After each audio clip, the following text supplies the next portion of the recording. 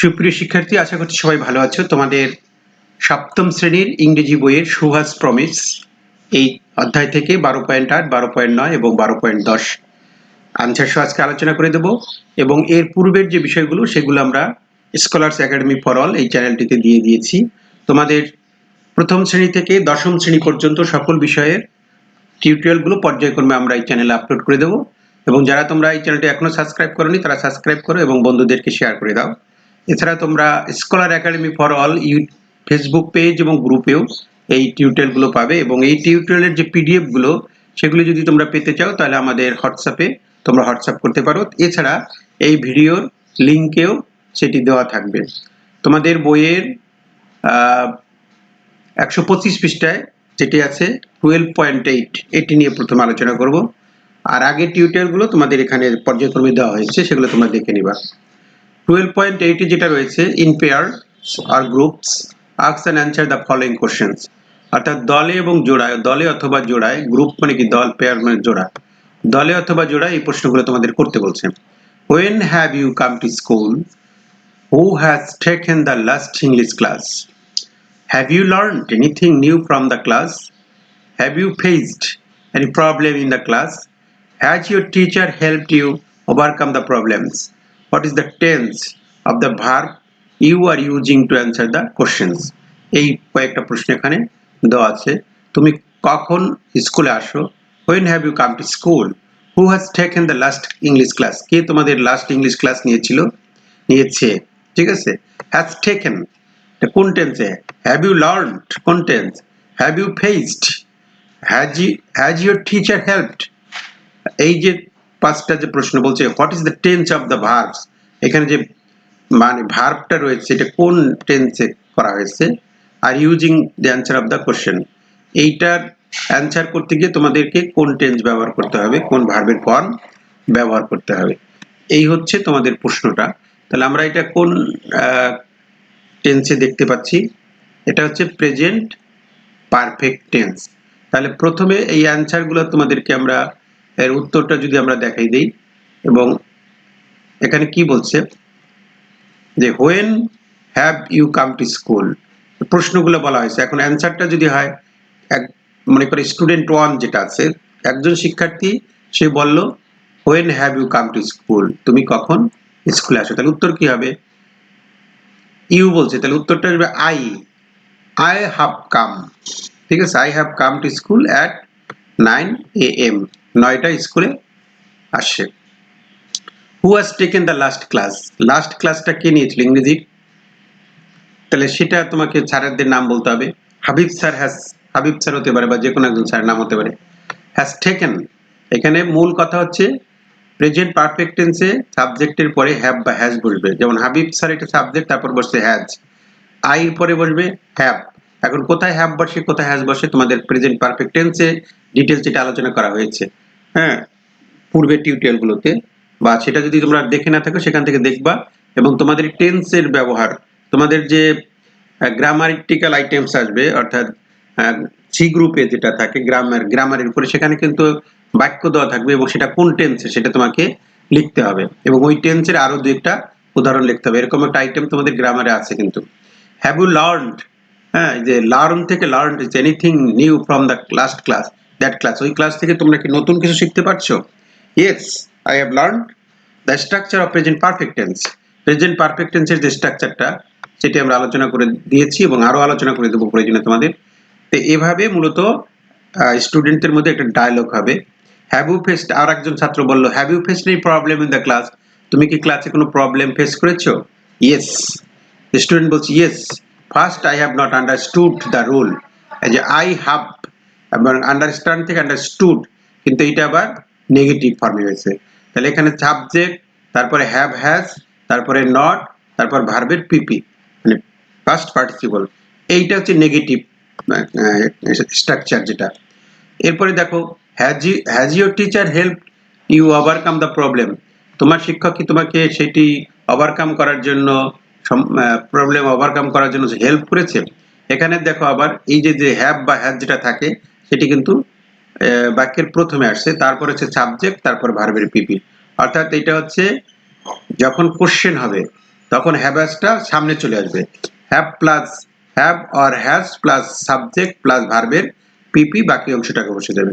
এবং উত্তরটা করছি yes he has helped me to overcome the problem, সে আমাকে সমস্যার সহায়তা করার জন্য হেল্প করেছিল। এখন বলছে যে what is the tense of the verb are you are using to answer the question, এখানে কোন ভার্বের কোন টেন্সের ফর্ম ব্যবহার করেছে উত্তরগুলো করার জন্য। এটা হচ্ছে প্রেজেন্ট পারফেক্ট টেন্স। ঠিক আছে, প্রেজেন্ট পারফেক্ট টেন্সের গঠন প্রণালী কি হলো তাহলে, subject plus have or has plus ভার্বের পিপি। ঠিক আছে, প্রেজেন্ট পাস্ট পারফেক্ট ফর্ম যেটা আছে সেইটা বসবে।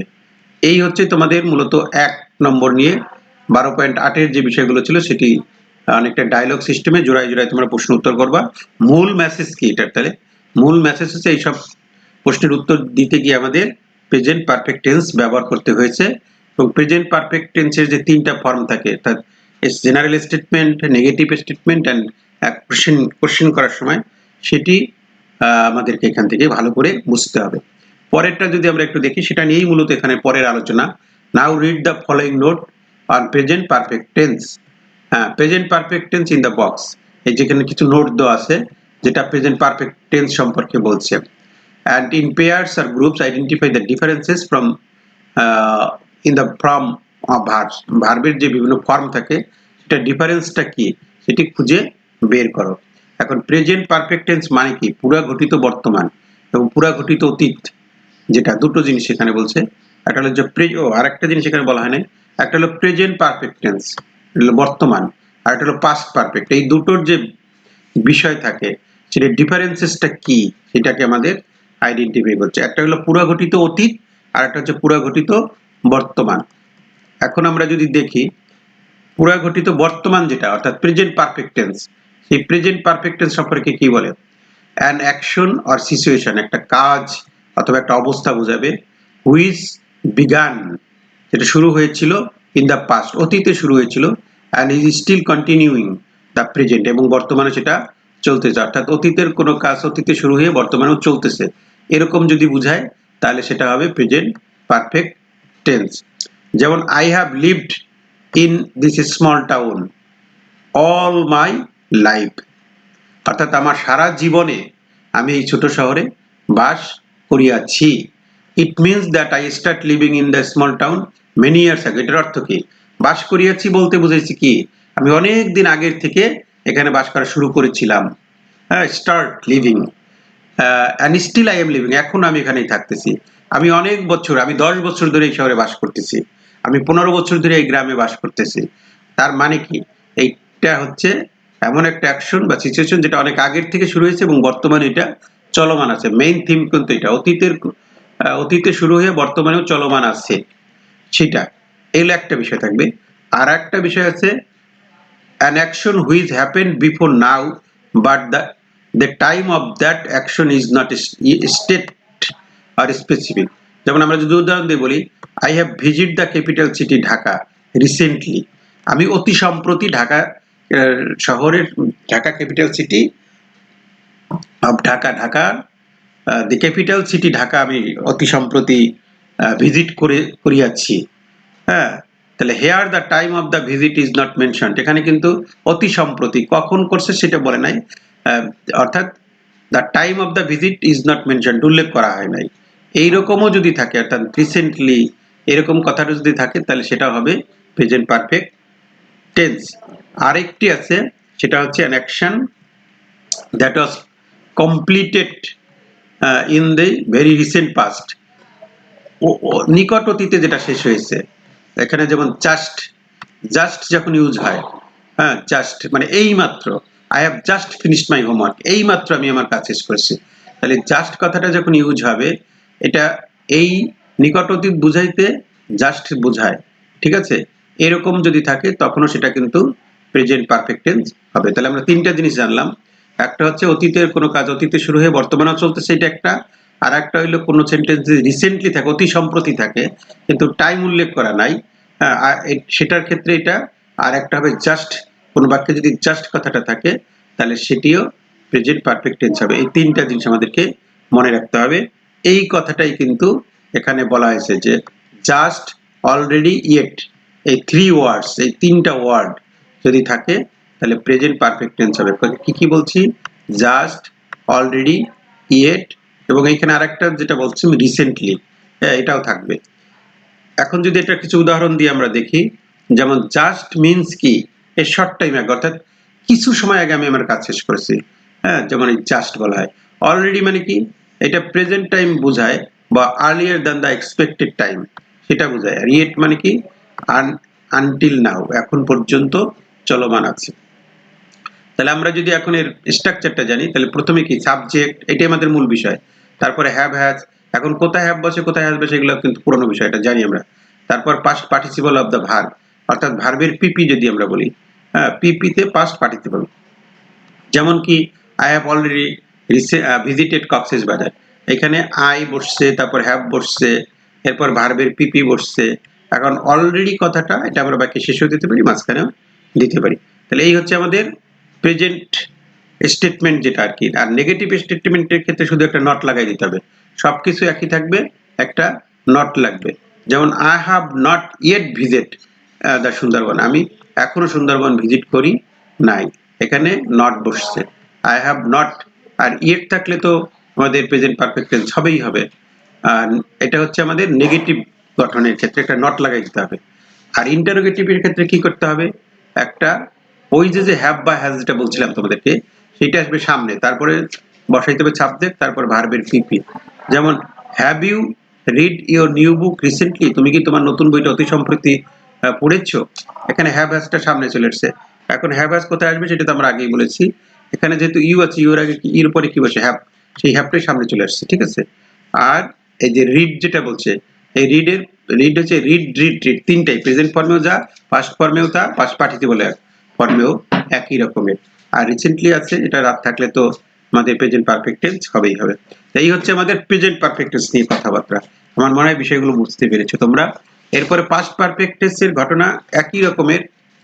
হ্যাঁ, এখানে an action which took place before another action in the past, অতিরিক্ত এই দুইটা ঘটনা, কিন্তু একটা ঘটনা ঘটবে, এরপরে আরেকটা ঘটনা ঘটবে, কিন্তু দুইটা ঘটনাই অতীতকালের। we can say the action of the past perfect takes place in the past of the past। হ্যাঁ, উদাহরণটা দিয়ে যদি আমরা বলি তাহলে ক্লিয়ার হয়ে যাবে তোমরা। যেমন লাস্ট ফ্রাইডে, গত শুক্রবার, ইন দ্য মর্নিং, সকালে, Anay work in his garden, হ্যাঁ, সে তার অ্যানয় তার বাগানে কাজ করছিল, হ্যাঁ। অ্যান্ড ইন দ্য ইভিনিং, আর রাতে, he went to nearby field to play cricket, নিকটে ক্রিকেট খেলতে গিয়েছিল, ঠিক আছে। এই যে দুটো সেন্টেন্স, এখানে Anay did this two activities in the past, দুইটি অতীতে করছে সে, কিন্তু একটা হচ্ছে তার বাগানে কাজ করা, আর একটা হলো তার নিকটে ক্রিকেট ফিল্ডে খেলতে যাওয়া, দুটোই কিন্তু অতীতকালে হয়েছে। He first work in the garden, এর মধ্যে প্রথমে কোনটা করছে, বাগানে কাজ করছে, দেন কোথায় গেছে, ক্রিকেট খেলতে গেছে, তাহলে দুটো কাজই অতীতের। হ্যাঁ, so the first activity annoy did well be in the past perfect. হ্যাঁ, প্রথমে যেটা হবে সেটা হবে পাস্ট পারফেক্ট, আর সেকেন্ড যেটা করেছে সেটা হবে পাস্ট সিম্পল, অর্থাৎ অতীতের দুইটা কাজ, যেটা আগে করবে, যেটা আগে ঘটবে, কাজটা বাগানে যাওয়া এখানে আগে, সেই আগে যেটা ঘটবে সেটার মধ্যে হবে পাস্ট পারফেক্ট টেন্স, আর পরে যেটা ঘটছে সেটা হবে পাস্ট সিম্পল, ঠিক আছে। তাহলে দি সেন্টেন্স কেমন হবে, এখন আমরা যদি বলি এটাকে, অনয় ডিড, অনয়, আর এটার গঠন প্রণালী কি, সাবজেক্টের পরে হ্যাড বসবে, had worked in his garden. আর একটা হচ্ছে বিফোর বা আফটার হবে, এটা একটা নিয়ম আছে আমাদের, পরে আমরা বলতেছি। বিফোর থাকলে তার পূর্বে হ্যাড বসাইতে হবে সবসময়, অর্থাৎ বিফোর শব্দের পূর্বে হ্যাড, আফটার শব্দের পরে হ্যাড বসে।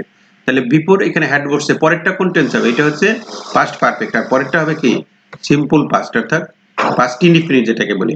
হি went to nearby field to play cricket, ঠিক আছে। তাহলে এখন গঠন প্রণালীটা কি হবে, পাস্ট পারফেক্ট টেন্সের গঠন প্রণালীটা কি হবে, এটা তোমরা টেন্স কাট করে নেবা, ঠিক আছে। প্রত্যেকটা টেন্সের গঠন প্রণালী একটা সুন্দর কার্ডে লিখে নেবা, এবং সেটা তোমার বই, তোমার পড়ার টেবিলে সবসময় সামনে ওটা দিয়ে রাখবা, যাতে তুমি সবসময় দেখতে পারো। কারণ টেন্সই হচ্ছে ইংরেজির প্রাণ। টেন্স যদি তুমি ভালো না পারো তাহলে কিন্তু তুমি ইংলিশ শিখতে পারবে না। সেই জন্য টেন্স কাট করে নেবা। টেন্স কাটটা কি?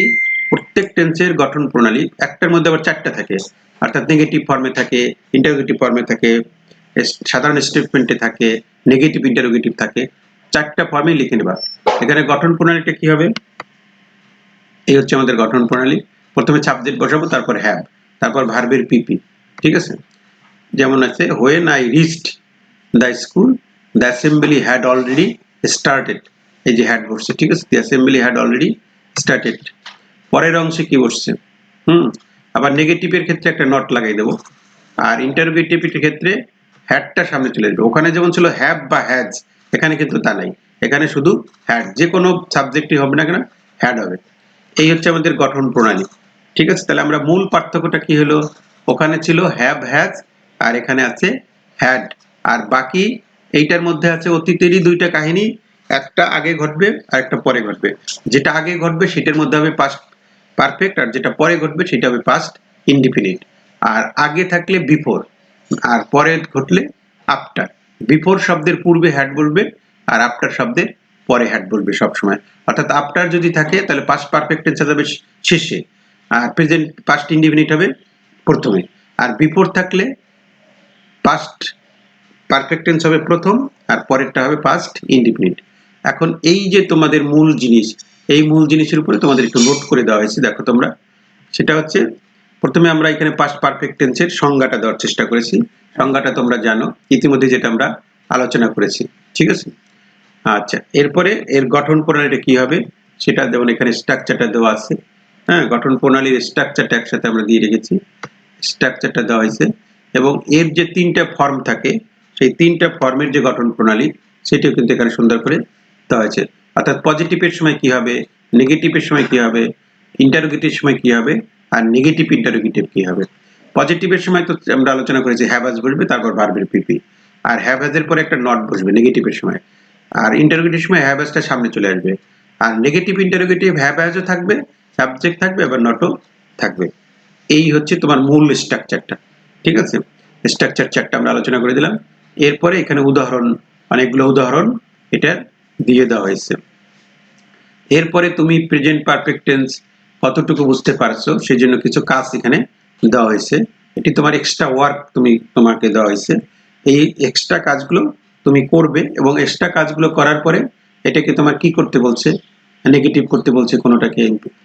এই এটার উত্তরটা ওইখানে আবার দেওয়া আছে, অর্থাৎ এগুলো তুমি পারো কিনা সেগুলো তোমার যে অ্যাক্টিভিটিস দেওয়া হয়েছে, এবং এটার উত্তরটাও সাথে সাথে এখানে দিয়ে দেওয়া হয়েছে। ঠিক একইভাবে তোমাদের পাস্ট পারফেক্ট টেন্স যেটা, সেটার ওইখানে মূল স্ট্রাকচারটা দেওয়া হয়েছে, এবং পরের যে চারটা স্ট্রাকচার রয়েছে সেটা দেওয়া হয়েছে। এখানে হচ্ছে মূল স্ট্রাকচার, এরপরে উদাহরণ, আবার নেগেটিভটা করা হয়েছে, যেমন হ্যাডের পর একটা নট বসবে, তার এখানে উদাহরণ দেওয়া হয়েছে। তারপর ইন্টারোগেটিভ করা হয়েছে, হ্যাডটা সামনে চলে আসবে এবং তার উদাহরণ এখানে দিয়ে দেওয়া হয়েছে। ঠিক আছে?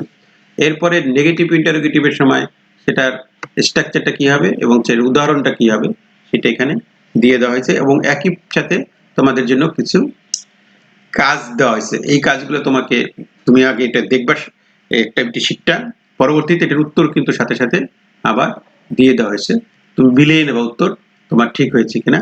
আর এই পিডিএফটি আমরা এই ভিডিওর লিঙ্ক বক্সে দিয়ে রাখবো। এই হচ্ছে মূলত আমাদের যেটা আলোচনা করে দিলাম। এরপরে লাস্ট যেটা আলোচনা করব 12.10, যেটা তোমার বইয়ের 12.10 কি রয়েছে ওই জিনিসগুলোই কিন্তু এখানে রয়েছে। Read the following sentence and fill the blanks with the appropriate form of verbs. সেটা কি প্রেজেন্ট পারফেক্ট টেন্স হবে না পাস্ট পারফেক্ট টেন্স হবে। যে কাজগুলো আমরা ওখানে দিয়ে রাখছি সেটি আবার বইতেও একটা দিয়ে রাখছে। টুডে ইজ মাই বার্থডে, আজ আমার জন্মদিন। I dash plan A lot to make it special. এটাকে স্পেশাল করার জন্য আমার অনেক প্ল্যান রয়েছে, এখানে প্ল্যান কথাটা রয়েছে। তাহলে এই যে দুটো বাক্য দেওয়া আছে, এই দুটো বাক্য এক করতে হবে তোমাদেরকে। ঠিক আছে? এগুলো একটা। আবার আই ড্যাশ কমপ্লিট, এখানে কমপ্লিট আছে মাই ওয়ার্ক, আমার কাজটা শেষ করেছি, কমপ্লিট করেছি। When my present parents arrived, আমার পিতা যখন পৌঁছেছিল। তাহলে এখানে এইটা আছে কি পাস্ট ইনডিফিনিট আছে, তাহলে এটা হবে পাস্ট পারফেক্ট। এইভাবে তোমাদের এগুলো করতে বলছে। এটার উত্তরটাও তোমাদের জন্য আমরা করে দিয়েছি, এখানে 10টা আছে, দেখো এই 10টার উত্তরটা তোমরা পাবে কোথায়, এইখানে। প্রথম যেটা ছিল today is my birthday, I dash plant A lot to make it special. এরপরে যেগুলো রয়েছে সেগুলোর উত্তরটা আমরা একটু বলে দিই। প্রথমে যেটা হবে আই হ্যাভ প্ল্যান্ট হবে, ঠিক আছে। আবার যদি আমরা একটু দেখি এখানে কি ছিল, টুডে ইজ মাই বার্থডে, তাহলে আজ আমার জন্মদিন, I have plant A lot to make it special. তারপর এটা কি আছে, I dash complete my work when my parents arrived। হ্যাঁ, এখানে পরের অংশটা আছে past indefinite, তাহলে প্রথম অংশটা কি হবে, past perfect। past perfect হলে কি হবে, I had হবে এখানে, I had completed, ঠিক আছে, I had completed এটা হবে। যেমন 2 নম্বর উত্তরটা কি লিখেছে দেখো, I had completed, ঠিক আছে। প্রথমটা হচ্ছে have, কারণ এটা প্রেজেন্ট পারফেক্ট টেন্স, পরেরটা হচ্ছে past perfect tense, এজন্য had বসছে। আর পরেরটা কি আছে, had not performed। had not performed কেন হয়েছে দেখো, 3 নম্বরটা when we were in school, যখন আমরা স্কুলে ছিলাম, we dash perform, এটা নেগেটিভ করতে হবে, this song live। হ্যাঁ, তাহলে এখানে when we were এটা হচ্ছে past indefinite আছে, এখানে পরের অংশটা কি হবে, past পারফেক্ট হবে, তাহলে এই জন্য হবে we had performed। আর নেগেটিভ করতে বলছি তাহলে we had not performed হয়ে যাবে, ঠিক আছে, we had not performed, সেটি কিন্তু আমাদের 3 নম্বরের উত্তরে লেখা আছে, we had not performed। পরে 4 নম্বর সব লেখা আছে, সুন্দর করে উত্তরগুলো এখানে দেওয়া আছে, 10টা প্রশ্নের উত্তর দেওয়া আছে। তাহলে তোমরা 12.8 থেকে 12.10 এই যে 3টা বিষয় আমাদের বইতে রয়েছে, সেই 3টা বিষয়ের উত্তর আমরা সুন্দর করে তোমাদের দেখিয়ে দিলাম। আশা করছি এই বিষয়গুলো তোমরা সুন্দর করে বুঝতে পেরেছো। আমাদের মূল থিমটা হচ্ছে এখানে প্রেজেন্ট পারফেক্ট টেন্স এবং পাস্ট পারফেক্ট টেন্স, এই দুটোর যে ডিফারেন্সেস আছে, ভার্বের যে গঠনের সময় যে ফর্মের যে চেঞ্জ হয়ে যায় এবং কোথায় পাস্ট ইনডিফিনিট হবে, কোন অংশে পাস্ট পারফেক্ট টেন্স হবে, সেটি কিন্তু একটি বড় বিষয়। এখানে আরেকটা বিষয় বলা দরকার, যেমন দেখো তোমার 3 নম্বর সেন্টেন্সটাই ছিল when দিয়ে বাক্যটা আরম্ভ হয়েছে, ঠিক আছে, when এর পরেই আছে কোন অংশ, এটা সিম্পল প্রেজেন্ট ইনডিফিনিট টেন্স আছে, সেজন্য পরের অংশ হবে পাস্ট পারফেক্ট টেন্স হবে। হ্যাঁ, পাস্ট ইনডিফিনিট আছে, এজন্য পরের অংশটা পাস্ট টেন্স হবে। অলরেডি যদি থাকে তাহলে এটা হবে প্রেজেন্ট পারফেক্ট, ঠিক আছে। এরপরে এইভাবে বুঝে বুঝে তোমার সবগুলো করে ফেলতে হবে, উত্তরগুলো দেওয়া আছে তোমাদের জন্য। দেখা হচ্ছে পরের টিউটোরিয়ালে, সে পর্যন্ত সবার জন্য শুভকামনা।